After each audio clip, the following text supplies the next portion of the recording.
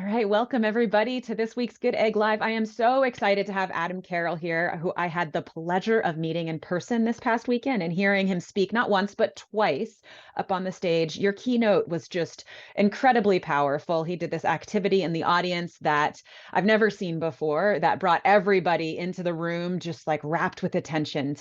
And then going to your breakout session as well, where I learned about the shred method from you in person. I am so excited to share it here today. So I'm just going to pass the mic right over to you, Adam, and get this going. Right on. Thank you, Susan. I appreciate that. But both the commentary about the programs and having me on today. Um, I would be remiss if I didn't say that we are huge fans of Goodegg. I met Annie at just the right time in my business career, and she had exactly what I was looking for. And so I'm going to share a little bit about that story here as we go. But first, I just want to throw a couple of ideas out to you all before I formally introduce myself and who I am and what I'm about. We are going to be talking about the shred method today. And no, this has nothing to do with abs, though that is what I get a lot. And it's not because of mine, it's just because of the name. So this is not about abs. This is about shredding debt. It's about creating equity, building liquidity, and being able to do more investing with the people of Goodegg as it stands. And it's not just Goodegg, it could be any kind of investing you want to do. And we'll talk about that. But we really, really love the model that Goodegg has created as it relates to the shred method. So let me start out by sharing some of the headlines that I see and pay close attention to today. 80% of employees unprepared for retirement, 401ks leaving the majority of Americans unprepared. Most Americans value retirement planning, fewer than half appear to do it.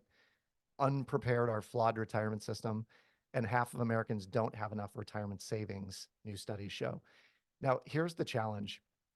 I have family members who have saved, invested, done everything they were supposed to do through much of their working life, and then get to retirement and they start drawing from their retirement balances, and then they get a market correction. So maybe they've taken a little bit more than they should, and there was a market correction, and they find themselves in this position where they're uncertain whether or not they will outlive their money. And this uncertainty is something I want to avoid completely. And we're going to talk about how to do that using the shred method, using the Goodegg model of massive, passive, permanent streams of income. We're going to talk about all that stuff today. But first, let me give a bold statement here. If I told you that you could have no mortgage payment in 3 to 5 years and you would never have to change your current lifestyle, would you be interested? And Susan, I saw you nodding vigorously in the session when we were together. So most people say yes. Most people will also say, seems too good to be true. Uh, Probably a magic pill, silver bullet, doesn't exist. And I'm going to show you that it's not magic, it's actually math. It's just math that we're not taught. And so my bold statement is that nearly everyone could live mortgage free in just a few years, but it's not necessarily to be debt free. And this is a little bit of a conundrum. There's a riddle hidden in this statement. Nearly everyone could live mortgage free without a mortgage payment whatsoever in just a few years, but it's not necessarily to be debt free. It's more about creating the kind of liquidity that they need to be able to do the kind of investments that sometimes are presented to us, the $50,000, $100,000, $500,000 investments that are out there. And so my belief is this: most people don't have an income problem, they have a cash problem or a liquidity problem.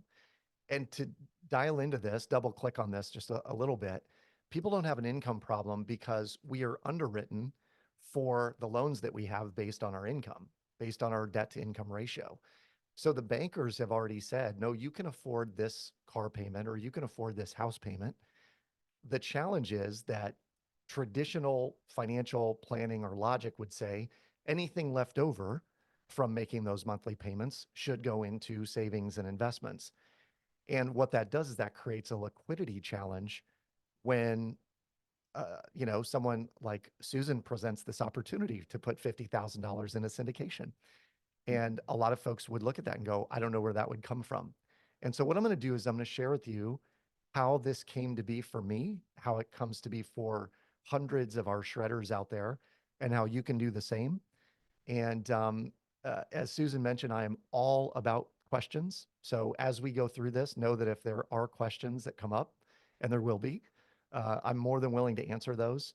And I'll try and leave a little bit of time at the end so we can get really granular in those answers as well. So here's a little bit about me. I am the Chief Education Officer for the Shred Method. I've written 4 Amazon bestsellers. The first one, Winning the Money Game, had me speak on 750 college campuses all across the country. And the one on the far right, that looks like it's cut off a little bit, called The Build a Bigger Life Manifesto, was my most recent book. And the general theme of that is I want to help people build a bigger life, not a bigger lifestyle. So the bigger life means we get freedom and flexibility and choice and option. Lifestyle looks like the newest car, the newest clothes, the biggest house, but with debt attached to every single one of them. And so when you build a bigger life, you can go do all the things that you've always wanted to do, like ski as many times as you like, right, Susan?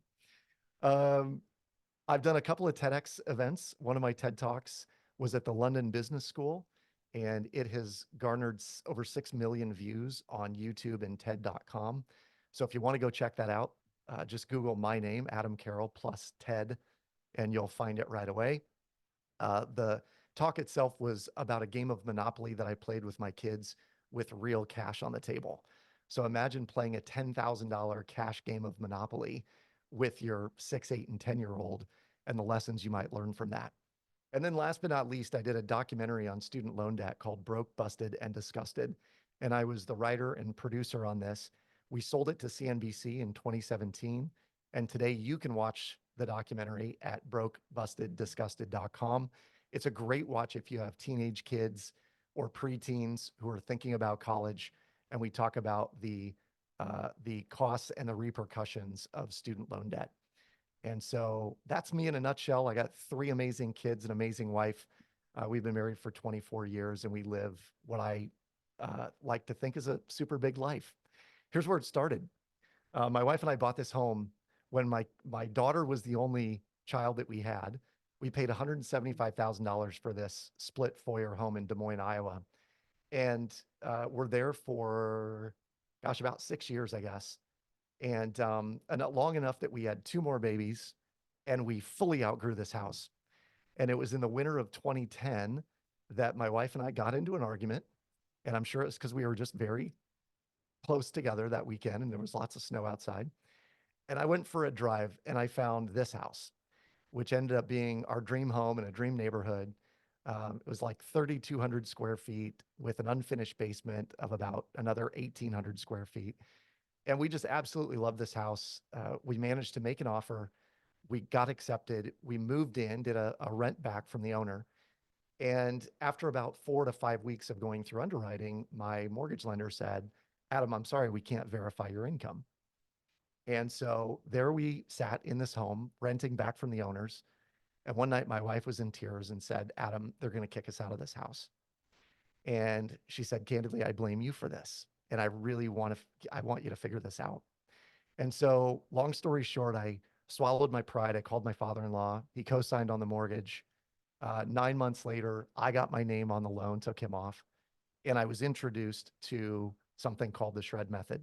And it was actually the concept, but it wasn't the Shred Method itself. We ended up branding it and really enhancing what the program is. And here's what happened. We started using the Shred Method very intently in 2012. And by September of 2015, in fact, on my birthday in 2015, we made our final payment to that property. And in effect, we had paid about $260,000, $270,000 off in 3.5 years-ish. And we lived about 9 months with no mortgage payment. Interest rates came down. We did a cash out refinance, pulled out $200,000, did a couple things inside the house, and then sunk the rest into syndications. And we proceeded to pay that loan off in the next 2.5 years. Went out and got another $250,000 when rates were 2.875, and we plunked that down on syndications. And then we proceeded to continue to shred. And so I don't say this to boast or brag or be a big shot, but we have paid off our home nearly 3 times in the last 9 or 10 years, and everyone can do this. And so I'll share with you why, how, what is involved here as we move forward. And hopefully you're just a little bit intrigued. For those of you that are like, why would you ever pay off 2875? It's the cheapest money you'll ever get. I have an answer for you. Okay. Here's what I would encourage you to do. Don't mind the gurus. I want you to mind the math. And when I talk about the gurus out there would have you believe that everyone needs 6 to 12 months worth of living expenses in the bank at all times. And I maintain they would have to be a pretty serious calamity that would require 12 months of living expenses. Now, I truly believe in having insurances and things that would protect you in the event of an emergency. But 6 to 12 months seemed like an awful lot, particularly as when we use Shred, our expenses kept going down and down and down.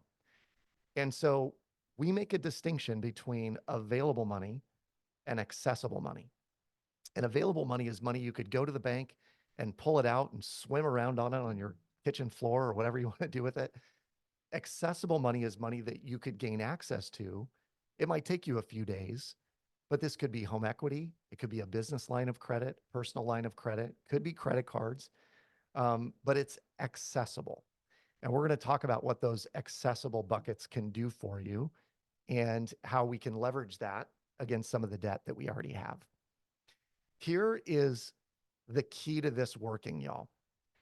There's really 4 keys or 4 things that your income should be doing. And your combined income, and I'm speaking to those of you that are married or have a significant other.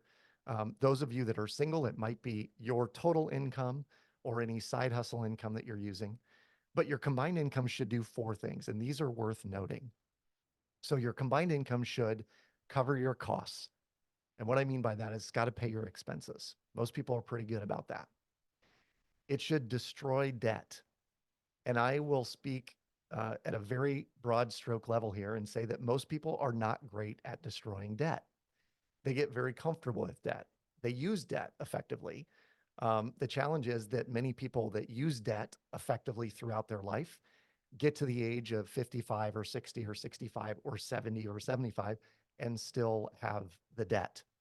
And in fact, the happiest retirees out there are either paid off or nearly paid off on their mortgage. Okay. So destroy debt. The third bullet is amass wealth. This would be putting money away for future purposes. This would be sometimes considered your net worth. And then last but not least, I want you to be able to frolic with it, which is like, go have fun, do good things with your money. So Susan, I'm going to call you in on this. Most people do 2 of these 4. Which do you think they are? Well, you mentioned that we don't destroy debt with great ability. I think a lot of people on this call are saying that, like, I'm interested in amassing wealth, but I bet you most of us are in that we cover our costs. We know what we need to spend each month. We're not getting into more debt. But I can't imagine that most people are very good at frolicking either. There's a lot of things shoulds out there that say that we should be doing these other things with our money. We should be spending, we should be doing these things. And maybe frolicking isn't a should enough in our world. Yeah, That's that's a my good guess. answer. That's a very good answer. So with this group, covering costs and amassing wealth, that may be our 2. And I maintain for the majority of our subscribers and people that we generally will present to is we'll tell them you're going to cover costs and you're going to frolic. You'll pay your expenses and have fun. And that's what the majority of people do. Never to destroy debt, never to really amass wealth. I know this is a different group. So let's assume that we're covering costs and we're amassing wealth. Well, what about destroying debt and frolicking at the same time? What if you could do all 4 of these? And I'm going to share with you how to do that. The bottom line, and this is just a core fundamental truth of money, is that the 2 greatest expenses in your life will be taxes and the interest expense on debt. Now, we tend to, I was going to say we overlook one, but sometimes we overlook both of these. Taxes are an interesting one. We're paying property taxes, income taxes, gas tax, sales tax, alcohol tax, you name it, travel taxes, you name the tax, we're probably paying it. And we all know that owning real estate or participating as a limited partner in a partnership with real estate is a great way to begin minimizing your tax liability. There are a number of different ways. Owning a business is one of the greatest ways to do that as well. And if you're doing those in tandem, we might be able to minimize our tax liability to a very, very small amount. That would be ideal. The interest expense on debt is one that is often overlooked. And quite often for investors, we go, well, I'm borrowing money, but I'm making money on the money. So I'm okay paying interest on that debt because maybe my tenant's paying it back, right? And the reality is that is true. And there's another reality that says you may be able to claw back 15 or 20 or 40 or $50,000 a year from the lender that you're normally paying them. And would it make a difference in your life? And I'm asking this of all the webinar attendees today. Would it make a difference in your life if you could claw back another 15 or $20,000 that is used to build your net worth and create liquidity? And if it does, give us a yes in the comment box. Just let me know. If you could claw back 15 to 20 grand, would it make a difference? Most people would say yes, I think. We'll see. All right. So here's how we illustrate this, y'all. First and foremost, let's assume you're going to purchase a house for 300,000 and you put 10% down. Okay. And this could be either your primary residence or maybe it's a rental property. And I know those of you on the West Coast, you may be like, where can I find a home for 300,000? The answer is Des Moines, Iowa. You can still buy them. So maybe you're buying out of state, you're buying in the Midwest, you're buying this house for 300,000. And let's assume that the payment on this is 1706.58. So this is your 30-year fixed steady payment, just principal and interest. Now I'm going to ask the big question, Susan. Do you know how much would be in interest on that payment in month one? Oh, over 50%, over 75%. It's high. It's high. Yeah. And this is the thing that a lot of people won't really take a look at. The actual interest in month one is 1462.50. So when we make our mortgage payments dutifully, and we don't really pay attention to how much is going to interest and how much is going to principal, we can assume we're building equity in our property, but it's purely an assumption until we look really intently at the numbers. And the sad reality here is that it's on the truth in lending disclosure, but a lot of people kind of overlook these numbers. So let's just assume this was a 7.365% interest rate. We borrowed 270,000. And if we were to pay the 1706.58 every single month for 360 payments, we would end up paying $435,740 in interest for a grand sum total of $705,740 for this $270,000 mortgage. Now, I don't know about you, but this generally makes me sick in my mouth, usually just a little bit when I see these numbers. And so I'm going to share with you how to game the bank against the bank. And this is some of the math that they will not teach us. They definitely are not teaching us this in high school. I mean, we'll learn the Pythagorean theorem before we ever learn how this works. And they're not teaching this to us at the mortgage broker's office. Our bank or credit union won't teach us this. So just know that what I'm about to share with you may have you causing to pause just a little bit and think through, like, how does this exactly work? And when I show you the numbers, you'll be blown away. Here's what most people do. They get their paycheck goes into checking, and out of their checking account, they pay their mortgage, they pay their car loan, their debts, their living expenses, and anything extra you can see going off to the side is meant to go into savings, investments, but in reality, most people use it to go to Costco, Target, and dining out, right? And I joke about this a lot, but my wife says I'm the only person that can walk into Costco with a shopping list and walk out with a kayak because it's happened. You're Okay. not the only person, Adam. I Thank you, bet many Susan. of us have walked out of Costco with something that we weren't I, seeking. I was hoping you were going to say that you also got the kayak or, something like that. Uh, this is a very candid comment, but I've been in there before where I'm like, that is the coolest bounce house ever. I should totally buy that. I don't know what it is about Costco, but it does make us spend money. So when most people use their extra funds, they use their extra funds either to make themselves feel better, putting it in savings, to build their wealth, putting in investments, or they're spending it. And by and large, if we have quote unquote extra money sitting in checking, what it can often do is it can lure us into spending more than we want to, because it's like, well, I have it, so I might as well go do this. And what I'm going to share with you is if you reorient how cash goes through your household, you can still do all the fun things. You can still go buy a kayak at Costco if you choose. But you'll also be able to do all four of those things we mentioned before: cover your costs, destroy debt, amass wealth, and to frolic at the same time. So, one minor adjustment. This is one shift that we're going to make as shredders that changes. Here's what our shredders do: their paycheck is not deposited into checking, it actually is deposited into what we call a shred account. And a shred account could be one of four things: it's either a home equity line of credit, it could be a personal line of credit, a business line of credit, or it may be just a side, what we would call kind of an opportunity or an emergency fund of $15,000 or $20,000 that's sitting there and has been sitting there for an extended period of time, that becomes the tool that we use to begin shredding with.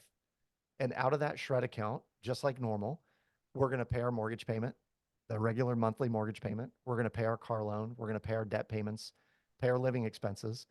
But anything extra, and if you're tracking, a line of credit can only ever be zero or negative. You'll never have a surplus in a line of credit. And so if your paycheck goes in, we need to make room for that paycheck to go into that line of credit. So we'll be sending lump sum amounts to various debts to knock them out really quickly. And the way we do that is we start with any debts like credit card or consumer debt. We may knock out student loans depending on the payments. And then we go after your car and we'll knock the car loans out really, really quickly. And the goal of that is to free up discretionary income to end up focusing the majority of our attention on that mortgage. And I'll explain why here in just a second. But first, I want to show you some of these numbers because the numbers are really that they tell the story. My two disclaimers really quick: who this isn't for. If you chronically overspend your income, like if you're someone who has more month at the end of your money, this is not for you, right? We want more money at the end of our month. If you're looking for a silver bullet for like a spending problem, and a spending problem, we would consider just someone who maybe you spend when you're stressed or you spend when you're bored, and you are finding yourself spending on things that don't really make sense in the long run for your wealth building goals. Also, if you're playing the credit card balance transfer game, 0% here, 0% there, and transferring balances from time to time, the bottom line is you can't borrow your way out of a spending problem. So we have other types of programs for folks who want to get to that point, but it's really about playing really solid offense. How do you make more money? And playing really solid defense. How do you spend less over time to create a spread between what you make and what you spend on a monthly basis? So our general philosophy is this: if you create a spread between what you make and what you spend for as long as humanly possible, and you invest that money in really intelligent investments like through Goodegg, then building wealth is easy. It's streamlined. It's like a video game you can't lose. Okay. Here's who this is for. If you have consistent or relatively consistent or predictable income, so you could be a commissioned salesperson as an example, and this will still work. We just like to know that there's money coming in on a bi-weekly or monthly basis. If you have discretionary income every month, anywhere from $200 to $10,000 or more a month in money that you don't spend, that money we can use to shred very, very quickly. If you can follow software prompts, and if you're eager to build freedom, flexibility, and wealth, then you can play the bank's game and win. And when I say that, what I want you to know is this could be a 12-month deal. It could be 18 months, or it could be a lifestyle like we have created for ourselves, where some people will shred for a period of time. And in our world, we use the shred model, the shred method, as a cash flow tool, and will for the rest of our lives, because I would never go back to playing the bank's game the way they want us to play it. Okay. So to the numbers. This, as you know, is an amortization table, and the yellow represents what would happen if you paid off your mortgage over 30 years. Most people will stay in their home an average of 5.5 years. Right now, it's a little bit longer. I think it trends more towards 7 because people are emotionally connected to their interest rate right now. You will have little to no equity if you sold your home in 5.5 years, because that basically that mark at the 5-year hash mark there is how much you would still owe, very little going towards principal.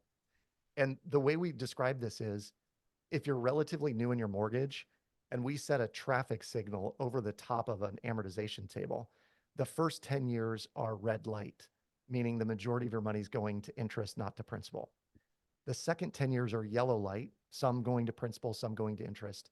And the last 10 years are green light. The majority of the money you're paying in is going towards principal. What Shred does is it allows you to create this as an amortization line. So we're going to literally get rid of the majority of that yellow that's been paid out in interest expense. So if you're wondering how, let me show you. These are the numbers. This is based on the truth in lending disclosure that I shared with you just a few moments ago. And this is 36 months of payments of a $270,000 loan. And in this case, I think we calculated at 6.5%. So first and foremost, if you paid on this for 3 years' time, just making the minimum payment, you will have paid in $61,436. The principal amount's $9,600. The interest is almost $51,800. Now, this is where it becomes crystal clear how banks are building $10 and $15 million buildings on every block within a 2-mile radius of my house, right? The banks know how to make their money make money, and this is how. So let me pose this. Let's say we just buy this house and we're looking at the amortization table. And I propose we make one $5,000 lump sum payment to the principal of this mortgage. Now, Susan, you know the answer to this, but I'm going to test you on it.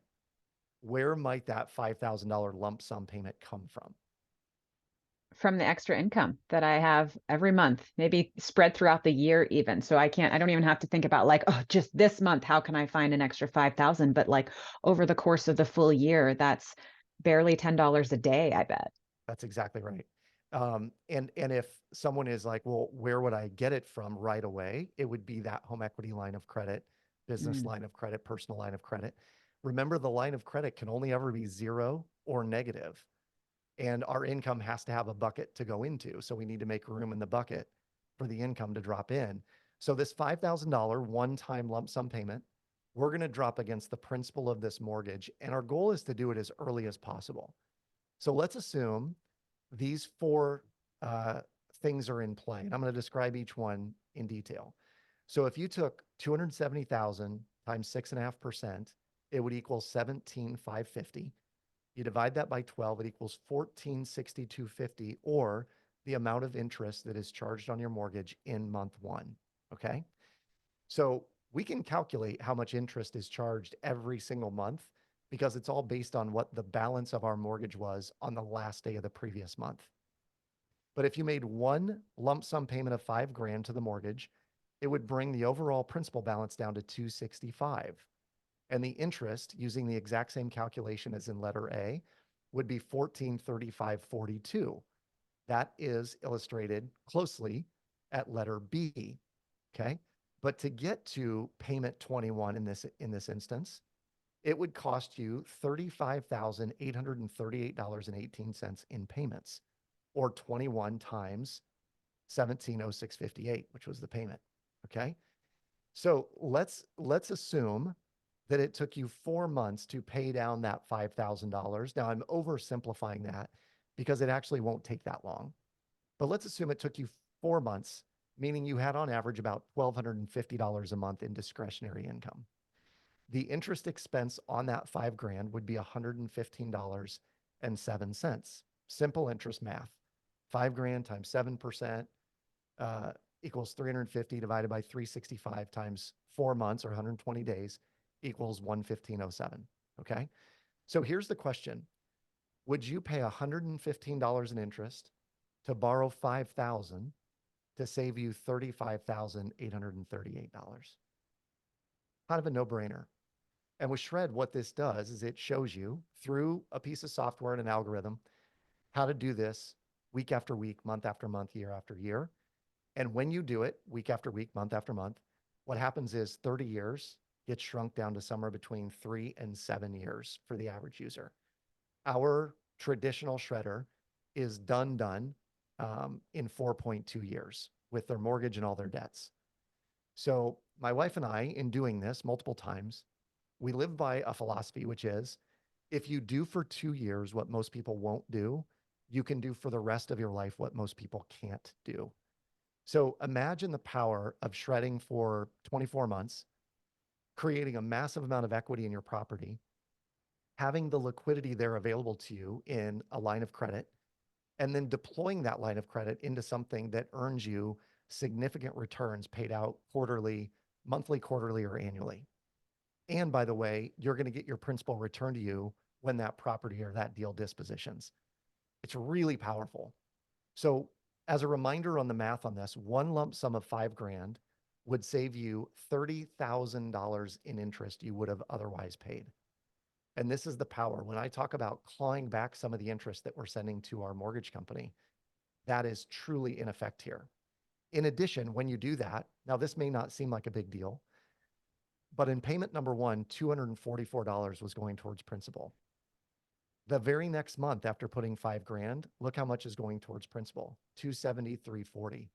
An additional $30 goes in month two, whereas before it would have been an extra $1. So when we do this month after month after month, more and more of our income is going in towards principal reduction and equity building than it ever would if we were just quote unquote dollar cost averaging, which is just making our regular monthly mortgage payment. Okay. I'm going to pause here, Susan, because typically this is where questions are triggered.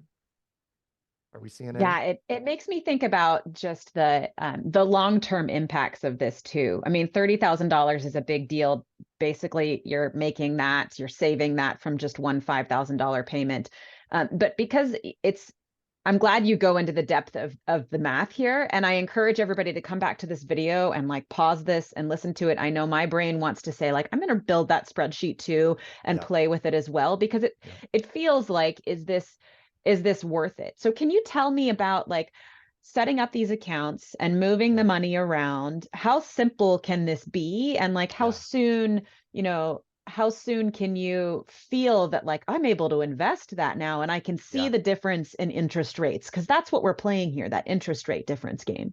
Totally. Tell us about the time that it feels to just be able to get this all kind of built up and leveraged. Yeah. What I will say to that is, for the majority of folks out there, number one, if you have a home equity line of credit or a business line of credit already in play, you could start this tomorrow. And you would notice a pretty massive difference in the first month or two. In fact, we had a brand new shredder that made her very first payment, her lump sum payment, and it ended up being like $3,500 that she sent into her mortgage company. The interest savings on that payment alone, Susan, was $17,500. So, when she said, I did it, did I do it right? I'm like, listen, her name's Kathy. I said, Kathy, you just saved $17,500. This is week one of using this. And she's like, now I'm giddy about making the next lump sum payment. So what often happens is it's going to take probably 4 to 6, maybe even 8 weeks to get a HELOC approved for most people. But within that amount of time, you could understand the process and the flow and the logistics and begin seeing the kind of progress that most people want. What the majority of our users will say is that within 3 to 6 months, they've seen a massive reduction in principal. They've freed up a ton of equity, and they're ready to start deploying that equity in various places. And to be upfront about that, Susan, some of them, they're not all accredited investors. Let's put it that way. So an extra 10 grand into one of your funds makes a massive difference for these folks. Like they feel like they're wading in, so to speak, but they're participating. And that's really the power of this, is we can help people participate in investments that they would otherwise not really be able to participate in, if that makes sense. And you're allowing people to like leverage earlier years and investing sooner, right? Totally. So by making smaller payments and getting rid of debt, you're actually freeing up the funds to do it, to invest sooner. Because if you waited 20 years or if you invested that 5K difference that year, it's not as actually a big of a lever to pull as what you're doing here, That's which I exactly like. right. Yep. We have a couple questions. So Someone says, I understand. Do you pay your monthly expenses out of the shred account Yeah, and then put your income into the shred account to replace it? we do is the short answer to that question. And to double click into that a little bit, we actually use and will often recommend for those that can use them in a disciplined manner, but all of your monthly expenses will go on a credit card. And the reason we do it is really to just gamify the points system. So every Christmas, holiday season, our holiday gift giving and gift buying time is largely free. It's almost all done on points, and whether it's Amex points or City Card points. Most of the travel that we do is free because of the miles that we rack up on an annual basis. So we will use the card for virtually everything. And then when the card comes due, we simply stroke a check out of the line of credit and pay the card off. And then 2 days, 5 days, 7 days later, our income drops into the line of credit and brings it back down, to a manageable number. So the timing of payments is the piece of this that you will be really hard. You'll be challenged to build a spreadsheet that will teach you how to do the timing of the payments, because the timing of the payments is really what is helping this thing to work effectively. So So that's the follow-up question there is like, is this all monthly expenses or just certain monthly expenses? It sounds like it's all monthly expenses. typically it's all. I wouldn't say that our system is not able to be engineered in a way that would account for that. If someone said, I wanted to keep my business accounts separate from my personal, or I want to make sure I'm paying these out of this account or the other account, we can do that. It's very fluid.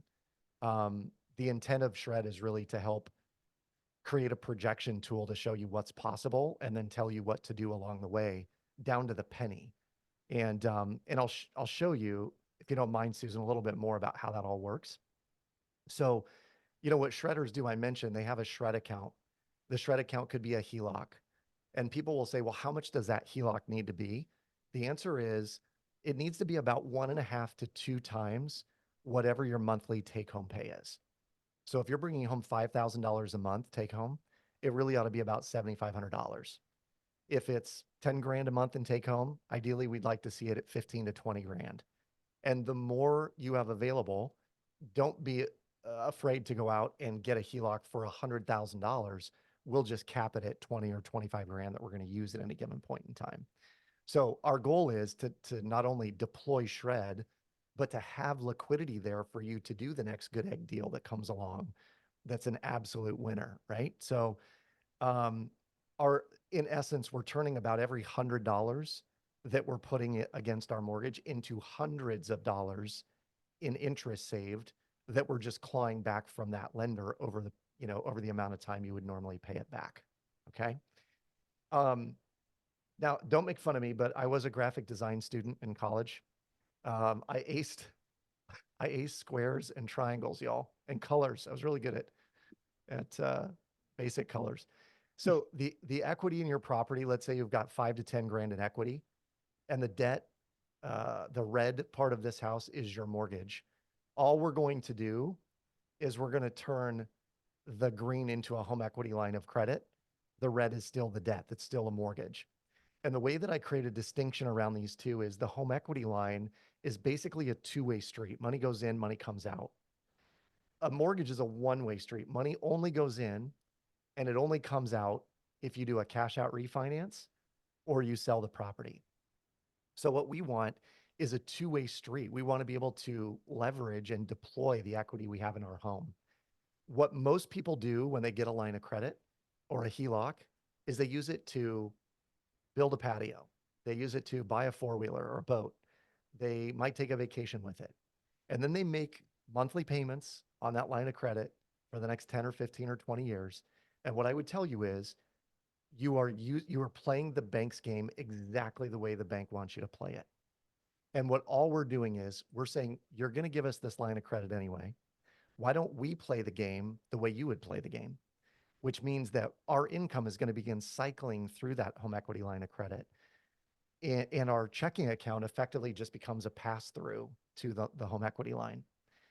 The reason for this is home equity lines charge interest. It's simple interest, and it's based on the average daily balance. So you might have borrowed 10 grand and it may be paid down to 2 and it goes up to 4 and down to 1 and up to 9. But over the course of the month, maybe it averaged $3,300. That's the amount of interest that you're going to be charged on that amount of money during the month. So for reference, we just had a shredder the other day who paid off $120,000 of debt. They have an income of about 140 grand a year. So yeah, keep this in mind, 140 grand a year. They paid off 120 grand in debt. Their monthly expense profile is about $4,000 a month is what they owe.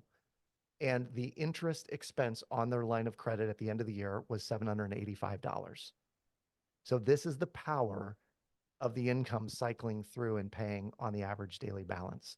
Is that why the timing of the payments is so key throughout It the is. month? Because you're kind of also timing that so that you're leveraging the lowest possible interest rates within your home equity line. That's exactly right. Interesting. Can you connect that? Because we have a question here. Does this make Yeah. sense now if you have a mortgage of 3.5% interest rate? So is there any connection there between the interest rate on your HELOC versus the interest rate on your mortgage versus Yeah. potentially, the return rates that you might be getting from the investment you're going into? Yeah, this is a great question, and it's really based on a few things. So number one, how far into that 3% interest rate are you? If you're 10 years in, you've probably paid the majority of the interest that's going to be charged on that mortgage, in which case you would have less to save if you were to use Shred. If you're on a 15-year fixed mortgage and you're even 5 years in on a 15-year, you've paid the majority of the interest that you're going to pay. And now the majority, it would be in green light mode, right? The majority of the payments you're making are going towards principal. That being said, Susan, if you had a 3% mortgage rate or 3.5, and you get an 8.5 or a 9 or a 10% line of credit, it still makes financial sense to do it. The difference would be we might ratchet down how much of that line of credit you're using at any given point in time. So we might only use up to like 10 grand. Whereas some people, if they have a line of credit at 6, 5, 6, 7%, we might leverage up to 20 or 30 or $40,000 at a time against our debts or into an investment to make sure that we were making money on it. So it would be, you would be money ahead, even if there's a 7-point spread between your mortgage and where your HELOC's at. And this is where it's kind of mind blowing because when you look at the numbers, like, how is this even possible? Again, it's not magic. It's purely math. Now, let me give another example to that particular question. So let's assume that you have a 3% mortgage and you're like, I really like my low interest rate. I don't love my payment. Maybe my payment's kind of high. But as your mortgage gets paid down, that line of credit, the line of home equity line of credit continues to go up, right? The more we pay off, the more equity we have available to us. And we would call equity liquidity to a certain extent. But as your mortgage gets paid down, a couple of things happen. You could begin leveraging some of that equity into syndications at 9 to 14% or more, right? Returns. And if your income cycling through the HELOC, hopefully you're tracking, the HELOC starts to get paid down over time. So in our world, we would love to put $50,000 at a time into a Goodegg fund because we know we're going to get a decent return out of it. And we know over the next several months, we're going to pay it down close to zero. And then we just wash, rinse, repeat over and over and over again. The other thing that we could do with the mortgage is as you pay the mortgage down, and this is going to be a new term to some people, you can recast the mortgage and have a much smaller payment. So when we first get our mortgage, we take out $300,000 at 3% over 30 years, and the lender tells us what our payment is. But what if we go back in 2 years and we say, hey, I paid that 300 down to 100. So I now owe 100,000 at 3% over 27 years or 26 years, 28 years. What will my new payment be? And this, candidly, is how many of our borrowers, many of our shredders will have somewhere between a $300 and $500 monthly mortgage payment. So this is the power of this. And one of the strategies we talk about is how do you live free? And live free basically looks like how do you put some of the equity in your property into an investment that pays you enough every month that covers the monthly mortgage cost. This is one of the ways that we create certainty in retirement. Because imagine going into your twilight years and saying, listen, I know I can afford my house payment. It's been low for 10 years, 15 years. And I have enough passive income coming in that it supersedes all my expenses anyway. Right. So that's the power. Can you explain the recast example one more time? We had someone that just wanted it Yeah. one more time. Yeah. So a refinance is different in that it resets the clock back to zero. So you would start again at 30 years and it would be at a brand new interest rate and there'd be an underwriting cost and all of that. Recasting keeps some of what you already have in place. It keeps the interest rate the same. It keeps the term the same, but it will change your payment based on what the new balance is. So if you're emotionally attached to your interest rate, as I am and was, I have a 2.875% interest rate. And so people would say, Adam, it's ridiculous. Why would you ever pay that off? Well, I wanted to tap the liquidity in my house. So I blasted away. My house payment, for what it's worth, is $334.44. Half of that goes to principal, half of it goes to interest. I will likely never pay it off. But there's nowhere that I could live as cheaply as I live here and be able to deploy 30, 40, 50, $100,000 at a time into syndications, right? So the recasting, again, is one of those things that your mortgage company is not going to put this on the website. You're going to have to call in or get on online chat and just ask them, what would it take to recast? So far, I've heard Wells Fargo will do it for $0. And the highest I've heard a mortgage company doing it for is $300. But for us, it was $250. And it was paperwork back and forth the next month. Boom, here's your lower payment. Super easy. Here's the other thing we can do. And I'm not going to go deep into this, but know this could be a strategy, is the equity could be put into an infinite banking policy as premiums and paid up additions. So you're building a cash value bank of your own that then goes into syndications. And this is just one more kind of additional piece to the strategy. Again, going back to that analogy of a video game that you can't lose, so long as your income is greater than your expenses and you've set this thing up to, leverage these buckets of money in the right way, you can set it up where it could create a perpetual never-ending income stream for you and your family. Okay. I love this conversation. Before you dive into how this all works and how the Yeah. software works, we have a question on that as well. It's just Yeah. like we all feel that we have this equity in our primary residence, and the system, the money game, tells us that we can't count that. We can't count that. That's your primary residence, even in the accreditation status, right? Oh, Yeah. you're accredited if you have this amount of wealth, but don't count your primary residence in there. But many of us, that's a big source of equity that we Yeah. can't tap. And we know about HELOCs, but to be able to leverage it in a way that's smart, it's a little bit confusing. It's just like it's enough friction that none of us do it. And so to Yep. have this software system in the community to be able to say, this is the path that you take, these are all the people that have done it before. Yep. To make it simpler and easier, it's just, again, one more lever that you're pulling, Yeah. which I love. So as you get into the description here about Yep. your course, we have the question of exactly how does the Shredder software, what does it do? How does it Yep. work? Does it matter how much discretionary income or minimal cash flow you start with? So as you're describing everything here, keep that question in mind too. Yeah. Yeah. That's great. Yeah. Again, the metaphor I use for that is someone that starts out and has maybe a couple $100 in discretionary income right off the bat. I want you to imagine a tabletop desktop shredder that you can do like a single sheet feed. They're battery operated shredders, right? And then you've got the one that you can buy at Staples that you could put 15 or 20 sheets in at a time. And then there's the industrial grade shredders that you could put a book through. The amount of discretionary income you have will determine how big the shred capacity is. So we have folks that have $1,000, $2,000, $5,000 a month that they're like, I just need to know what to do with it. We will show them the most efficient path to blast away debt. And many of them can be completely out of debt, mortgage included, in 2 years or less. If someone's at $500 or $1,000 a month, it might take you 3 to 5 years. And maybe the goal isn't to be completely debt free. It's just to bring the balance down far enough that we can then begin leveraging that equity, Susan, to your point, that we could start putting to work for us. And I'll talk about accreditation and what that looks like, because we face the same thing. Ton of equity in our property doesn't count towards accreditation.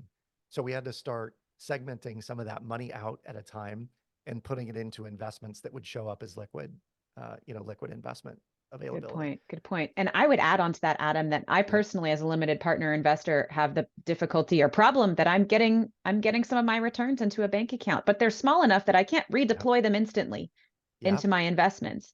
But what that turns now, and I don't want to use them. I don't want to use this as passive income. It's growth. Yep. It's for my amassing my wealth in that checkbox. But Totally. that can be used as the income that's working right away to be able to paying down that debt. So I think that Indeed. that's a huge solution as well that our specific community is looking for, how to use that money quicker. Yeah. Yeah. And quicker, when I hear quicker, I hear efficiently, because Yes. money sitting Yes. idly in an account is not efficient. I liken that to, if I told you that your car is running in the driveway, you'd go turn it off, right? Because it's a waste of gas and a waste on the environment and hard on the engine, and someone might take your car. It's wasteful, it's inefficient. And yet many of us, we park money in an account and it sits there for days or weeks or months on end, waiting to be deployed, when in fact we can create an efficient model through Shred where it is applied. It's applied to your mortgage. You'll save tens of thousands of dollars in interest as a result, and you'll still have access to it through that line of credit.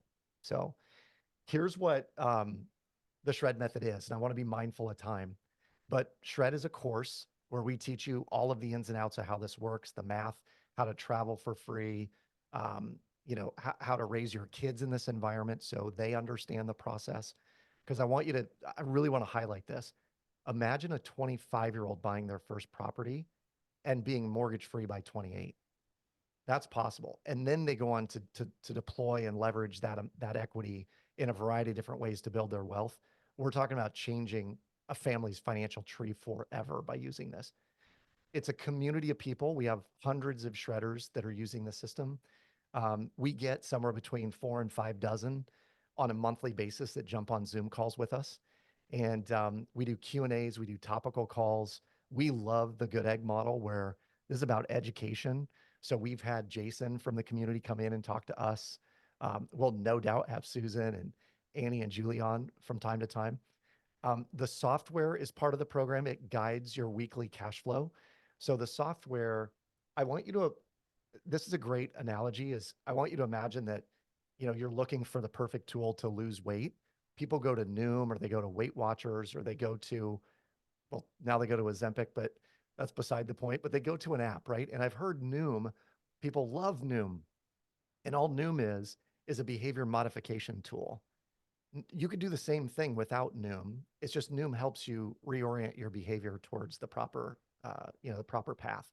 Well, the software does that. It just guides your weekly cash flow and tells you, looks like you have a paycheck coming in, send that paycheck to this debt or this account. We call it behavior modification for maximum impact. And in short, if the banks taught us to walk heel toe, we're teaching you to walk toe, heel. And it makes a massive difference when you do. The software itself, I can show you all the ins and outs of it, but this is kind of a high level overview of the dashboard. It basically will show you, in this case, $270,000 borrowed. There's 5.45 years remaining. And I would save, if this were my account, $296,154 in interest. And if I simply applied the money that I had been paying towards my mortgage into a 5% simple interest return, my investments over the same 30-year time period would grow to almost 2.6 million. And this is where we can show someone who's like, yeah, I'd like to retire with 2 million. We can show them how they realistically could be at 5 or 7 or 10 million by following this process. Okay. Again, not for everybody. So I want to just seed these ideas that you really do need to have discretionary income at the end of the month. But if you're a disciplined person, that you've been squirreling money away in savings, or you're really disciplined about having dough, this could be for you. A certain level of discipline, the ability to listen and act on what the software is telling you to do. This will take about 15 minutes a week of additional, call it accounting work. It's really just like opening up the tab and seeing, I need to transact this, and this in my bank account. And you do that, and that's pretty much it. You can take coaching from the Shred Method coaches. We have a group of people who are, they're brilliant at using this strategy, and will teach you what to do and how to do it. If you have questions, it's as easy as a reach out to the coaches. And then this is last. You'll need to either have equity in your home for a HELOC or a side account with at least 5 to 10 grand liquid for your shred account. And so if any of these sound like you, what I would encourage you to do, what I would encourage you to do is go check out theshredmethod.com. There's a savings analysis in the upper right-hand corner that if you plug your numbers in, it'll tell you what your savings numbers could be. And usually it's tens of thousands of dollars. So if you don't mind, Susan, I'm going to share this one testimonial. And then, because I love this guy, Michael Jones, he's been a shredder for about 8 months. And when he came to us, the reason he came to us was he still had student loans and he's been married for 25 years. And so these are he and his wife's student loans. And you can see the breakdown since April 2007, they had paid almost 32 grand in principal and almost $52,000 in interest. And since Shred, which again, they started, I believe, in October, 24.5 in principal, 1478 in interest. And on their 25th wedding anniversary, he handed his wife the paid off note for all their student loans. And they were celebrating in Mexico. So it was a huge, huge deal for them. This is the power of this. He made this comment in Slack unprompted. And we're excited for guys like Michael. There's a gentleman named Greg Long who was at REWBCON last week. He paid off $220,000 of debt in just under 2 years. And at the event, there was a woman there who said, I'm redoing a bathroom and it's on this huge flip and it's the last thing I need to fix, but I'm out of money. I just need 15 grand. And Greg reaches over, extends his hand and said, I can help you with that. This is the power of using Shred. So at the beginning, I mentioned if I told you you could have no mortgage payment in 3 to 5 years, you'd never have to change your current lifestyle. Would you be interested? The reality is we have an onboarding package. We love to do discounts for partners like Goodegg. So if you either scan the QR code, which this is a Google QR, we are offering a discount on the onboarding package for anybody that signs up. We kind of have this fast mover discount of 500 off until Friday at midnight. And what that would do is that would get you logged into the course. You'd get access to the software. And immediately we'd be able to get you going. It's perfect if you have a line of credit already, because candidly, in the first month or two, you're probably going to save more than you would ever invest in the course itself. So I'm going to pause here. I'd love to see if there are other questions, Susan. Yeah, we do have one more question here that I want to make sure we get to. It says, would it make any sense to pay, say, one expense off using a shredded account before utilizing it for the majority, if not all, expenses? I'll pause there. There's other follow-ups too. Or let me continue, because this might help with the context. Or does it only work on an all or none type of basis? Would it depend upon the interest rate at that point? Yeah, great question. It's definitely not all or none. I mean, we can set the system up and have for a variety of people with a variety of scenarios. But I could see the effectiveness of taking care of one lump sum debt in order to free up the cash flow. So like a great example would be someone has $11,000 or 12 grand or 15 grand, whatever the number is, left on their vehicle, but they have a $650 a month vehicle payment. And their monthly discretionary income might only be $300 or $400 because of that vehicle payment. If we were to knock that out, and now all of a sudden our discretionary income is $1,000 or more, the power of Shred gets kicked into high gear. So then it would make sense to maybe go after that. But this, in all honesty, the system will tell you what to do, what to go after first, what's going to make the most sense. Got it. Yep. And then another question had come up that if this is an investment property, say not your primary residence, would that be any difference with getting the HELOC or other Great types question. of ways to do that?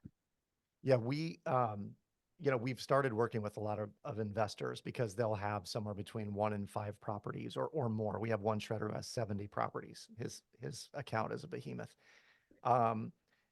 So we've been looking and curating a group of lending institutions that will do a line of credit on a rental property. So that is part of our program too, is we'll introduce you to some of those lenders that would do that. It's not going to be everybody. Some have an appetite for it and some don't. And it's kind of based on what state you're in, candidly. But it definitely works. And in that case, we would say you could start a shred account for personal, and then we would automatically just turn up a new one for business for you if you wanted to keep the two separate. Got it. Got it. And Yep. then as a final kind of follow-up to that question, the business line of credit, Yep. the question here is how can you acquire a business line if it's a new business and Yeah. there's two properties with say 50,000 equity between the two of them? Is Yeah. that a likely scenario?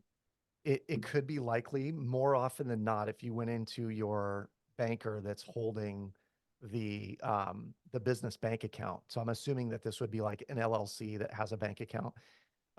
They're going to underwrite your business line of credit on a couple of things. Number one, the longevity of the account. And number two, how much income is cycling through. So in that particular case, if you just bought the rentals, you might go to that banker and say, hey, listen, I've got 50 grand in equity in these properties. I know I've only had this 6 months here, but I've got $3,000 a month coming through in income.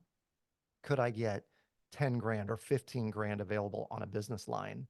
And candidly, they're going to give you probably more like 30 or 40 because it's in the bank's best interest to give, somebody like you a business line of credit. We don't need a ton right away, but you can always go back in and ask for more as that loan performs for the bank. Awesome. Yeah. Awesome. Well, thank you so much for taking the time to answer questions and go through Yeah. all of that. And like I said, everybody, please feel free to watch this on YouTube later. If you think of more questions, you can always send them out to me. I'm Susan at goodegginvestments.com. I'm sure Adam and his team would love to answer questions as well. We will. Anything to follow up? I'll include all of these links too in the follow-up email that you've mentioned throughout, Yep. and remind people of that fast mover discount. That's awesome. Thank you, Susan, for that. And if you're intrigued enough that you either want to go back and watch this in detail, or you'd like to see either the masterclass or book a 20-minute call with one of our coaches, you can do all of that at theshredmethod.com. We are very, very low pressure. This is either for you or it's not. And our goal is just to help people create freedom and flexibility. So if you're intrigued, come check us out. We'd love to help. Awesome. All right. Well, thank you everybody for your time, and we'll see you next time on Good Egg Live.